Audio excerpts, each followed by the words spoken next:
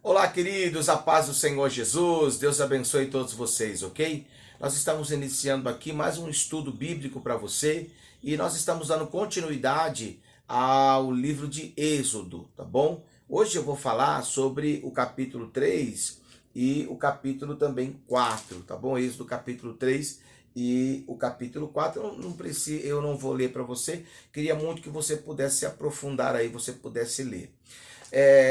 Um ponto que eu quero deixar aqui bem claro é que se você trouxer toda essa parte aí do livro de Êxodo para a área assim, a parte humana, esse livro ele mostra todo o processo que acontece na vida de todo aquele que se achega a Deus através do Senhor Jesus Cristo, tá bom? Então o livro do Êxodo nada mais é do que uma figura do processo de redenção que Deus faz na vida do homem, da mulher que se achegam a Ele. Tá bom, amado? Então isso é muito tremendo. Por isso que eu gosto muito desse livro do Êxodo, porque fala sobre o Egito. O Egito representa o mundo em que nós nos encontramos, tá bom? Quando eu estou dizendo mundo, não estou dizendo as árvores, as praias, a beleza que existe nesse mundo. Eu estou falando das práticas pecaminosas existentes nesse mundo, né? Então, quando eu falo o mundo, eu estou me referindo a isso. Outra coisa que eu quero falar é que o faraó, ele vai representar o grande opressor, tá bom? Porque ele nada mais faz do que oprimir esse povo. Você descobriu que o primeiro faraó, ele ficou ali num ponto. Esse povo está crescendo demais, ele está multiplicando demais, eles estão prosperando demais. O que, que nós temos que fazer? Aí alguém deve ter lá, né? Vamos fazer com que eles sejam os nossos escravos. Então, o faraó, ele é um símbolo desse opressor espiritual que é inimigo de Deus, inimigo do Senhor Jesus, que é o nosso inimigo número um, que se chama Satanás, que a palavra Satanás significa adversário. Então, quando você lê o livro do Êxodo, você vê as características de Satanás usando Faraó, tá bom? Para que você não, se você ainda não sabe, Faraó naquela época, ele era considerado como um deus, tá? Então ninguém tinha coragem de falar, de brigar, de ir contra uma ordem de Faraó, tá bom? Porque ele era considerado como um deus aí encarnado, tá bom? Para você ver aí como as coisas aconteciam antigamente, tá bom? Então, outra coisa que eu vou falar sobre a questão da opressão, né? É, eles deixaram de ser pessoas prósperas para se tornarem escravos, né? E é exatamente isso que o inimigo da nossa vida, da nossa alma faz, né? Ele não, a Bíblia diz, João 10:10, o ladrão não vem senão para roubar, para matar e destruir.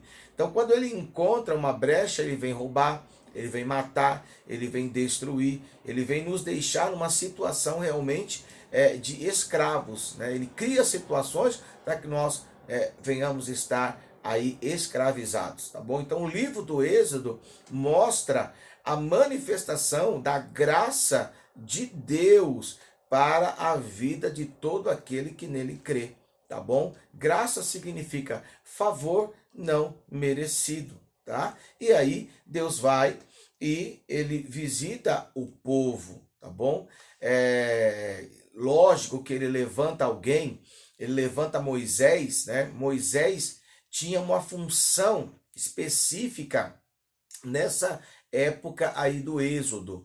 Moisés ele era como um apóstolo, tá bom? Qual é a função apostólica? A função apostólica é um desbravador, é aquele que vai na frente, aquele, imagine que existem assim florestas, né, mato, né? Então o apóstolo ele vai lá na frente, ok? E ele vai descobrir novas coisas, novos campos, ok? Novos espaços, né? Para que seja estabelecido algo. Então Moisés, ele teve a função de ser um apóstolo. O povo já não tinha mais esperança, mesmo que estavam ali buscando essa promessa de Deus que foi dada a Abraão, mas o povo estava sem esperança, estavam totalmente escravizados. Então Moisés ele entra numa situação já totalmente ali desesperadora, né, onde as pessoas não tinham mais essa esperança, né, ele entra e ele começa a mostrar um novo caminho, tá? Moisés, ele entra, quando as pessoas perguntaram para ele assim, quem foi que te enviou? Ele disse, o grande eu sou, né? O grande eu sou, me enviou, né? E aí Moisés leva esse povo, né, com braço forte, né, com mão forte, leva esse povo em direção à terra prometida. Arão também foi considerado como o sumo sacerdote. Além de Arão ajudar Moisés, porque Moisés não sabia falar muito, não sabia se colocar diante de Faraó e falar, né, como deveria falar. Arão foi separado por Deus como a boca de Deus. Então Moisés falava para Arão, Arão ia lá e transmitia para Faraó. E Arão, além disso, ele tinha a função de ser o sumo sacerdote. O sumo sacerdote é aquele que nos representa.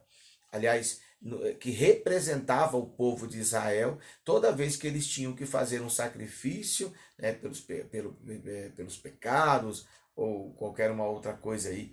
Então, toda vez que tinha que se entrar, né, no Santo dos Santos, ali na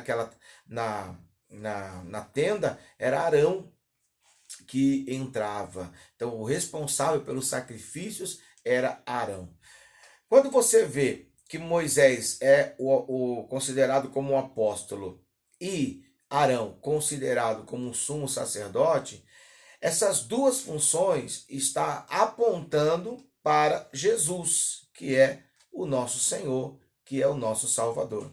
Jesus, ele teve também essa mesma função de ser o sumo sacerdote, quando ele diz assim: eu sou o caminho, eu sou a verdade, eu sou a vida, ninguém vem ao Pai se não for por mim. Jesus vem a esse mundo, ok? Ele entra pelo meio natural, como eu já te ensinei, de um nascimento virginal. Ele entra nesse mundo, esse mundo jaz do maligno, esse mundo está em trevas, esse mundo debaixo de um opressor, né? As pessoas estão escravizadas e ele começa a apontar. Ele diz, eu sou o caminho, eu sou a verdade, eu sou a vida, né? E aí as pessoas que creem nele começam esse processo de sair do mundo, tá bom? Do mundo. E eu estou dizendo assim, irmão, quando a questão de sair do mundo não é sair do mundo físico. Sair do mundo físico era você morrer e desaparecer, né? Mas espiritualmente dizendo, ok? Você sai das garras do seu opressor, que é Satanás, ele não tem mais poder sobre a sua vida, glória a Deus por isso. E aí, o seu Senhor agora é Jesus Cristo de Nazaré. E aí ele te guia pelo caminho de paz, caminho de vida, caminho de cura, caminho de libertação, caminho de restauração. E além disso, Jesus exerce a função do sumo sacerdote. A Bíblia diz que Jesus subiu aos céus, está sentado à destra de Deus, fazendo o quê? Intercedendo por mim e por você. Então, às vezes a pessoa pergunta assim, por que eu tenho que usar em todas as minhas orações o nome de Jesus? É porque toda oração, ela é feita a Deus, ok? Porém, Deus só vai ouvir esta oração se você usar o código, tá bom? E qual é a palavra-chave, qual é o código? Em nome de Jesus. Por quê? Porque a Bíblia diz que o Pai o exaltou de uma forma maravilhosa.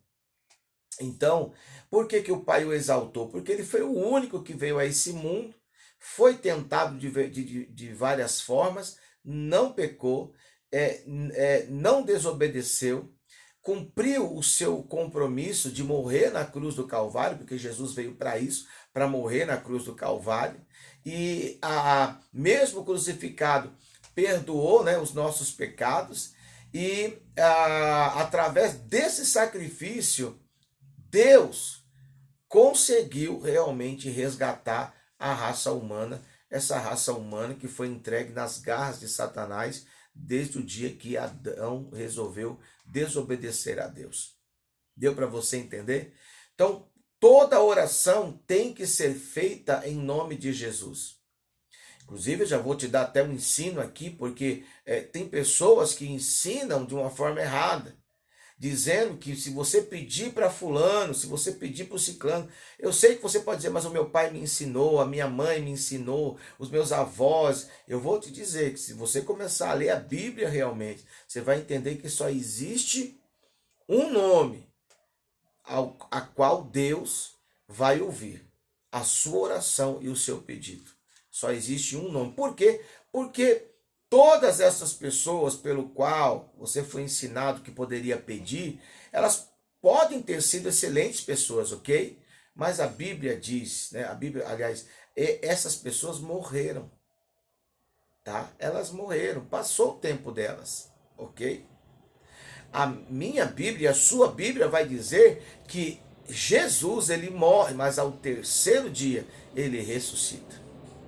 Então, a minha oração a Deus, porque Deus ele é vivo, a minha oração é feita a um Deus vivo, né? Mas ele vai ouvir esta oração por causa do meu comprometimento com aquele que levou os meus pecados, que levou as minhas dores, que levou as minhas enfermidades, que é Jesus que está vivo, ok? Então Jesus, ele faz essas duas funções lá no céu, né? Aliás, a função apostólica de nos tirar das garras de Satanás, e lá no céu ele faz a função de intercessor. Ele intercede por nós, ok? Então, quando eu falo, Senhor, meu Deus, eu te peço, cura-me, aí eu tenho que usar a palavra em nome de Jesus, ok? Hebreus, acho que Hebreus, deixa eu ler aqui, Hebreus capítulo... Oh, Senhor, deixa eu ler aqui primeiro. Eu estou com duas coisas aqui que eu quero passar para você. Um é Hebreus 3:1, que diz assim: pelo que, santo irmãos, participantes da vocação celestial, tá? Somos participantes dessa vocação celestial. Considerai a Jesus o apóstolo, tá? E sumo sacerdote da nossa confissão. Então, Jesus, ele é o nosso apóstolo, o que nos tira das trevas, e ele é o nosso sumo sacerdote, o que intercede por nós junto ao Pai. Aleluia, glória a Deus. E o livro de Efésios, eu quero passar uma coisa aqui para vocês também, no livro de Efésios, no capítulo 1, Efésios 1 e o verso 4 diz assim, olha, vou ler o 3 para você entender. Bendito seja o Deus e Pai do nosso Senhor Jesus Cristo, o qual nos abençoou com todas as bênçãos espirituais nas regiões celestiais em Cristo, porque ele nos elegeu nele antes da fundação do mundo para sermos santos e irrepreensíveis diante dele. Por que eu estou falando isso daqui? Porque a minha salvação era o projeto de Deus. A minha libertação, como a sua libertação e salvação, é o projeto de Deus. Tem uma frase que diz assim, né? Para a construção de um edifício é preciso traçar uma planta, ok? Então, quer dizer, a nossa salvação, ela foi planejada por Deus antes mesmo, tá aqui o versículo que eu coloquei para você, Efésios, no capítulo 1, no verso 4, minha salvação e a sua salvação, glória a Deus, ela foi planejada antes mesmo da fundação do mundo. Gente, isso daqui já te dá vários respaldos, né? Porque isso já diz que Deus criou Adão Mas Deus sabia que o Adão ia pecar. Já te dá uma resposta bacana aqui. Então, aqui já tinha era assim, Deus criou todas as coisas e sabendo que o homem já ia errar, ele já criou o plano A. Eu nem vou dizer que era o plano B, mas ele já criou o plano A, né? Que era a vinda do Senhor Jesus, né? E por quê? Porque ele tinha um propósito na minha vida e na sua vida. Ele sabia que você estava perdido, ele sabia que você estava em trevas, ele sabia que você estava em pecado, ele sabia que o inimigo estava destruindo a sua vida, mas ele enviou o apóstolo dos apóstolos, Jesus Cristo, né? E também sumo sacerdote das nossas almas, para que nós hoje pudéssemos ter vida e a nossa vida fosse aí santificada. Tá bom? Falando um pouco aí sobre o Êxodo, tá bom?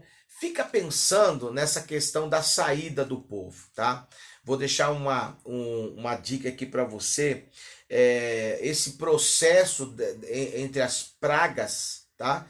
E a saída, o processo de Moisés ir falar com Faraó, o processo das pragas e o processo da saída durou mais ou menos um ano, tá bom? Então não foi uma coisinha que você assiste no filme, né? Parece que é muito rápido, né? Moisés chega lá, fala com o Faraó, Faraó diz não, aí no outro dia vem a praga, depois vem o outro. Não, foi um processo, gente, de mais ou menos um ano. Mais ou menos 365 dias. Eu fico imaginando que como as pessoas desistem no começo de um novo ano, não é? Elas começam com uma alegria, depois chega na metade do ano já ficam meio tristes, aí ficam desesperadas, aí quando vai para o final do ano, ficam esperando um novo ano. Então, fica imaginando um processo de mais ou menos um ano, entre pragas, entre Moisés e conversar com Faraó, entre as respostas de Faraó, as mudanças do posicionamento de Faraó. Uma hora ele falava assim, vai e leva os homens, fica aqui as mulheres, as crianças e o gado. Aí Moisés falava não, né? Aí depois, fica imaginando, aí agora vai, leva os homens, né? Leva as mulheres, fica agora a criança e o gado, né? Aí, né, Moisés fala, não, tem que ir todo o povo. Aí ele, não, então agora vai, leva os homens, leva as mulheres, leva as crianças, fica aí o gado. O gado representava a riqueza da época, tá bom? O gado representava, até hoje, né, representa a riqueza da época, tá? Se você vai lá, né, nesses países, você vai ver que um camelo, meu querido, custa muito ali naquele país. Tá bom? Isso em dólar, tá bom? Então, falando sobre isso, fica imaginando, né? Por que demorou tanto, mais ou menos um ano? Fica imaginando aí, ó. Cerca de 600 mil homens haviam naquela época. A Bíblia diz isso. A Bíblia, na verdade, ela vai falar só dos homens, tá? A Bíblia fala muito sobre homens. Então, quando vai falar da saída, fala de 600 mil homens. Agora, conta aí. Provavelmente cada homem tinha uma mulher. Então, não era mais 600, né? Aí você vai ver, multiplica isso por 2, tá bom? E aí você vai ver que, de repente, tinham mais filhos, né? E aí multiplica isso também, para ver que, na verdade, era muita gente que tinha que sair daquele lugar do Egito. Então não podia ser da noite para o dia. Não podia. Gente, uma mudança demora demais. Eu fico imaginando que durante esse tempo, esse quase um ano, eles foram se preparando, né? Você já pensou que você vai fazer uma mudança? Às vezes a sua mudança fica pronta uma semana antes, né? E isso porque é uma mudança apenas de casa. Agora imagine essa quantidade de pessoas aí. Como ia ser difícil eles mudarem da noite para o dia. Porque a saída deles, aí sim, no dia em que Faraó disse, vocês vão sair, né? Porque foi a última praga, a matança dos primogênitos. Então, pela madrugada, sim, o Faraó se apresenta e disse, então saiam. Então, eles já saíram. né? E a Bíblia fala que eles estavam preparados, estavam calçados, estavam com os seus cintos, estavam vestidos. Então, eles rapidamente foram pegar suas coisas e foram saindo, porque eles já estavam aí preparados, tá bom? E outra coisa que eu quero falar para você, deixa eu ver o que eu posso dizer aqui para você mais. Bom, acho que eu estou passando já bastante coisa aí para você ficar aí bem informado, né?